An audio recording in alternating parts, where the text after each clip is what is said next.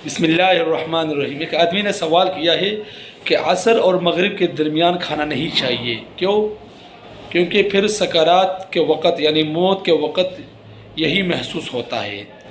तो भाई हमारे उलमा ने फ़ुक़हा ने ऐसी कोई चीज़ नक़ल नहीं की और ना कोई ये असल चीज़ है, ना इसका हदीस में ज़िक्र है, ना कुरान में ज़िक्र है। खाना जब भी भूख लगे आप खाना खा लें। एक सिंपल सा तरीक़ा है, अपने माइंड में अपने दिमाग में इस बात को बिठा लें कि खाने का कोई वक़्त नहीं है, जब भूख लगे आप खाना खा लें। शरीयत में ऐसी कोई क़ैद नहीं, शरीयत में ऐसी कोई तंग नज़री नहीं है कि आप इस वक्त खाएँ, इस वक्त ना खाएँ, इस वक्त खाएँ, इस वक्त ना खाएँ, इस वक्त पिए, इस वक्त ना पिए। बल्कि जब आपका दिल करे जितना मर्ज़ी खाना खाए खा सकते हैं, लेकिन उसको औक़ात में तक़सीम करना, ज़ोहर, असर, मगरिब के वक़्त, और जो ऐसी बात करता है उसके बारे में कोई सबूत है तो उसको पेश कर दे, वरना ये बेअसल बात है, इसके